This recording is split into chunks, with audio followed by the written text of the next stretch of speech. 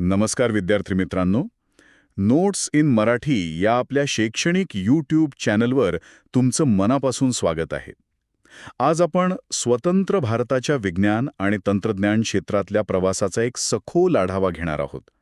आपल्याकडे जे स्रोत आहेत त्यांच्या आधारे आपण अणुऊर्जेपासून ते थेट अवकाश संशोधनापर्यंतचे महत्त्वाचे टप्पे अभ्यासणार आहोत.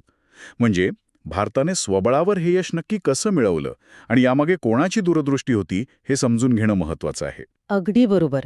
आणि ही केवळ काही संस्था किंवा प्रकल्पांची कहाणी नाहीये, तर पंडित जवाहरलाल नेहरूंसारख्या नेत्यांनी देशाच्या प्रगतीसाठी जो एक वैज्ञानिक दृष्टिकोन रुजवला त्या प्रयत्नांची ही गाथा आहे. चला तर मग या प्रवासाची सुरुवात करूया. नक्कीच.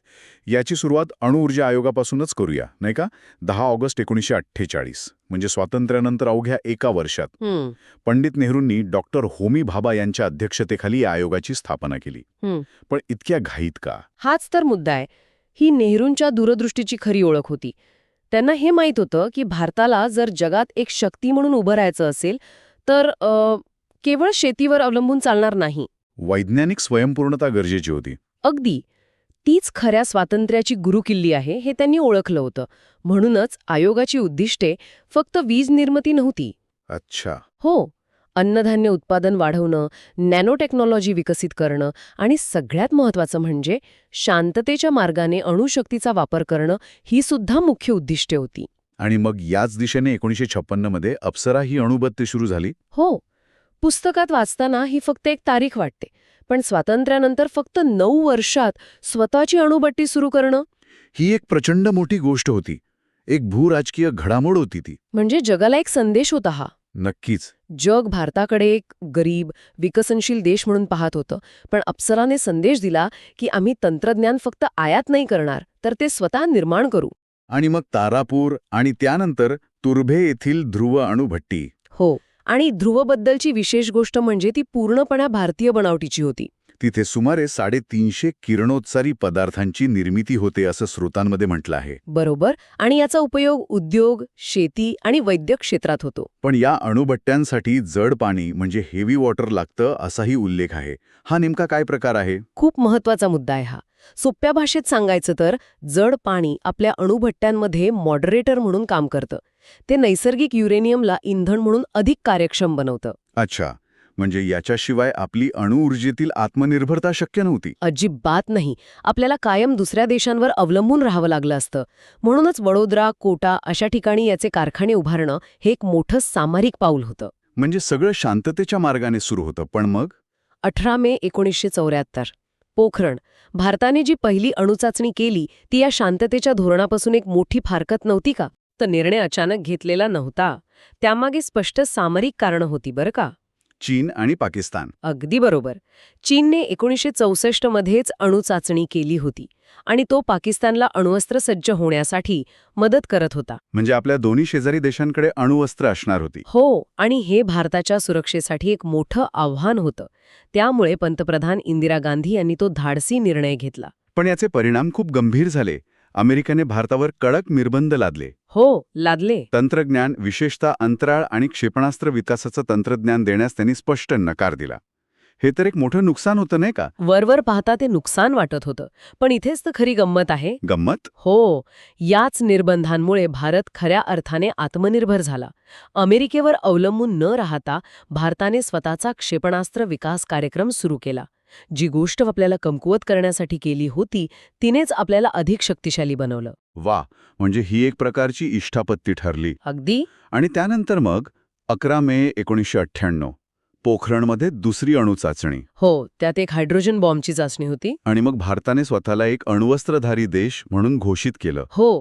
पण त्याचवेळी पंतप्रधान अटल बिहारी वाजपेयी यांनी जगाला एक खूप महत्वाचा विश्वास दिला. नो फर्स्ट यूज धोरण. बरोबर. भारताकडून अण्वस्त्रांचा प्रथम वापर केला जाणार नाही. यातून भारताने दाखवून दिलं की आमची शक्ती जगाला घाबरवण्यासाठी नाही तर केवळ आमच्या संरक्षणासाठी आहे. आता तुम्ही निर्बंधांचा उल्लेख केलाच आहे, तर तिथूनच पुढच्या टप्प्याकडे वळूया. क्षेपणास्त्र विकास. हो. या निर्बंधांमुळेच DRDOने क्षेपणास्त्र विकासाचा कार्यक्रम हाती घेतला. आणि इथे डॉक्टर APJ अब्दुल कलाम यांचं नाव येतं. हो. आपले मिसाईल मॅन. त्यांनी जो कार्यक्रम आखला त्याचं नावच खूप बोलकं आहे. Integrated guided missile development programme IGMDP. यातल्या इंटिग्रेटेड म्हणजे एकात्मिक या शब्दावर तुम्ही भर का देत आहात? कारण ही एक महायोजना होती. म्हणजे बघा, याआधी आपण सुटे सुटे क्षेपणास्त्र बनवण्याचा विचार केला असता, पण डॉक्टर कलाम यांची दूरदृष्टी होती की आपण एक संपूर्ण इकोसिस्टम तयार करूया. अच्छा, म्हणजे प्रत्येक गरजेसाठी एक वेगळं क्षेपणास्त्र. अगदी. जमिनीवरून जमिनीवर मारा करण्यासाठी पृथ्वी, लांब पल्ल्यासाठी अग्नी, रणगाडे नष्ट करण्यासाठी नाग आणि विमानं पाडण्यासाठी आकाश. हां, एकाच वेळी संपूर्ण स्वयंपूर्ण क्षेपणास्त्र भांडार तयार करण्याचा एक सुनियोजित कार्यक्रम होता. बरोबर. स्रोतामध्ये नाग क्षेपणास्त्राला फायर अँड फॉरगेट म्हणजे डागा आणि विसरा असं म्हटलं आहे. याचा नेमका अर्थ काय? याचा रणांगणावर खूप मोठा फायदा होतो. याचा अर्थ असा की सैनिक शत्रूच्या रणगाड्यावर क्षेपणास्त्र डागल्यानंतर लगेच स्वतःच्या संरक्षणासाठी दुसरीकडे जाऊ शकतो. त्याला ते क्षेपणास्त्र लक्ष्यापर्यंत पोहोचेपर्यंत थांबायची गरज नसते. नाही, अजिबात नाही. ते क्षेपणास्त्र स्वतःच लक्ष्याचा वेध घेणे इतकं हुशार असतं.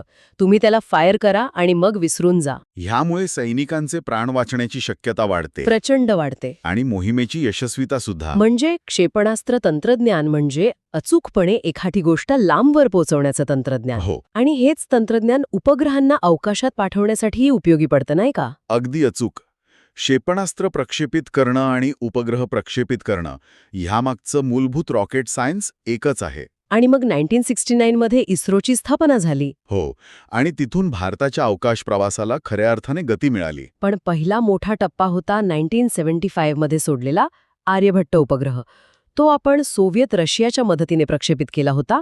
मग त्यात आपलं यश काय? नाही, हा प्रश्न खूप महत्वाचा आहे. जरी प्रक्षेपण रशियाने केलं तरी आर्यभट्ट उपग्रह पूर्णपणे भारतात तयार झाला होता. अच्छा. या यशामुळे दोन गोष्टी सिद्ध झाल्या. एक म्हणजे आपण उपग्रहाची रचना आणि निर्मिती देशात करू शकतो, हो. आणि दुसरं, जमिनीवरून त्या उपग्रहाशी संपर्क साधून त्याचं नियंत्रण करू शकतो. त्या तयार झाला. आणि त्यानंतर तर एकामागोमाग एक यशस्वी मोहिमा सुरू झाल्या. भास्कर-1, ॲपल. हो. पण यात इन्सॅट 1B या उपग्रहाचा उल्लेख मला विशेष महत्वाचा वाटतो. इन्साइट. हो, असं म्हटलंय की या एका उपग्रहाने भारतात दूरसंचार, दूरदर्शन आणि हवामान अंदाजात क्रांती घडवली. हे कसं शक्य झालं? एकाच उपग्रहामुळे? हो, कारण इन्सॅट ही एक बहुउद्देशीय उपग्रह प्रणाली होती. म्हणजे एकाच उपग्रहातून अनेक कामं केली जात होती. विचार करा, 1983 मध्ये या एका उपग्रहामुळे देशभरातील 207 आकाशवाणी केंद्र एकमेकांना जोडली गेली. अरे वा. दूरदर्शनचे कार्यक्रम देशाच्या कानाकोपऱ्यात पोहोचू लागले. हवामानाचा अचूक अंदाज येऊ लागला. म्हणजे चक्रीवादळांसारख्या नैसर्गिक आपत्तींपासून बचाव करणं शक्य झालं. हजारो लोकांचे प्राण वाचले. हे खऱ्या अर्थाने तंत्रज्ञान सामान्य माणसाच्या आयुष्याशी जोडलं जाणं होतं. आता आपण अणुऊर्जा, अवकाश यांसारख्या मोठ्या प्रकल्पांकडून अशा तंत्रज्ञानाकडे येऊया ज्यांनी प्रत्येकाचं रोजचं जीवन बदलून टाकलं. दूरसंचार. हो, सुरुवात करूया दूरसंचारापासून. याची सुरुवात झाली एका अत्यंत साध्या पण प्रभावी गोष्टीने, पिनकोड. पिनकोड, तो पण तंत्रज्ञानाचा भाग आहे. नक्कीच. 15 ऑगस्ट 1972 या 6 आकडी प्रणालीने पत्रव्यवहारात एक शिस्त आणली. ती एक डेटा ऑर्गनायझेशनची सुरुवात होती. बरोबर. आणि मग 1976 मध्ये ISD सेवा सुरू झाली. हो, मुंबई ते लंडन थेट दूरध्वनी. आणि मग 1990च्या दशकात VSNLने सॅम पित्रोदा यांच्या नेतृत्वाखाली भारतात इंटरनेट आणलं. आणि मग तो दिवस आला ज्यांनी संवादाची व्याख्याच बदलून टाकली. 22 ऑगस्ट 1994. मोबाईल सेवा. हो, भारतात मोबाईल सेवा सुरू झाली. पण स्रोतांमधले आकडे पाहून मला हसूच आवरत नाहीये. हसते. कोणते आकडे? मोबाईल हँडसेटची किंमत 45,000 रुपये आणि कॉल दर 17 रुपये प्रति मिनिट. हो, आजच्या काळात हे कोणाला खरंही वाटणार नाही. सुरुवातीला हे तंत्रज्ञान फक्त अतिश्रीमंतांसाठीच होतं. सामान्य माणसाच्या आवाक्या बाहेर होतं. अगदी. पण 1999 नंतर जेव्हा खाजगी कंपन्या या क्षेत्रात उतरल्या, तेव्हा स्पर्धा वाढली आणि सेवा स्वस्त होत गेली.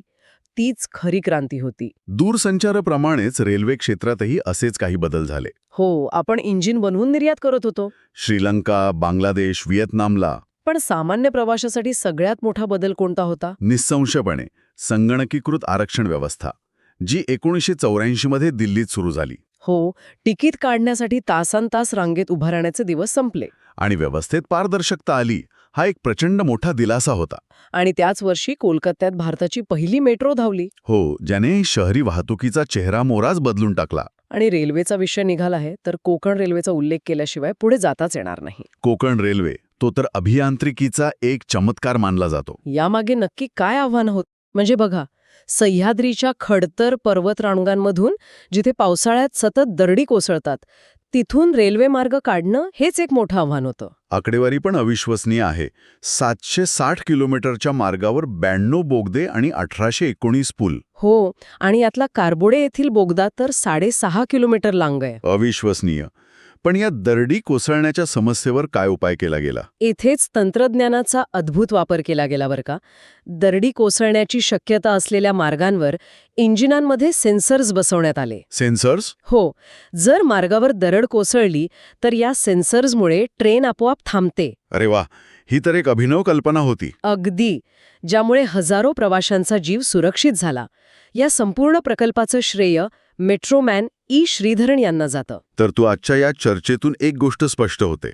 स्वातंत्र्यानंतर भारताने विज्ञान आणि तंत्रज्ञानाच्या प्रत्येक क्षेत्रात जी प्रगती केली ती केवळ काही प्रयोगशाळांपुरती मर्यादित नव्हती. नाही. अणुऊर्जेपासून ते मोबाईल फोनपर्यंत आणि क्षेपणास्त्रांपासून ते कोकण रेल्वेपर्यंत प्रत्येक पावलाचा उद्देश देशाची क्षमता वाढवणं आणि सामान्य माणसाचं जीवनमान सुधारणं हाच होता.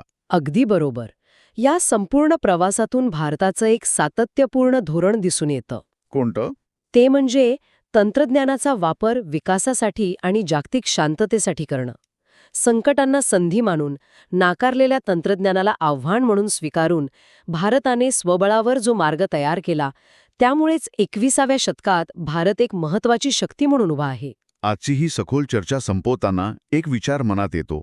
या स्रोतांमधून आपण पाहिलं की भारताने तंत्रज्ञान कसे विकसित केले. हो. पण आजच्या झपाट्याने बदलणाऱ्या जगात जिथे कृत्रिम बुद्धिमत्ता, जनुकीय अभियांत्रिकी यांसारखी नवीन क्षेत्र समोर येत आहेत, बरोबर. तिथे एक अग्रगण्य राष्ट्र म्हणून टिकून राहण्यासाठी आणि आपल्या अब्जावधी लोकांपुढील आव्हानं सोडवण्यासाठी भारताचं पुढचं मोठं वैज्ञानिक ध्येय काय असायला हवं? हा एक खूप महत्त्वाचा प्रश्न आहे. यावर विचार करायला नक्कीच हरकत आहे.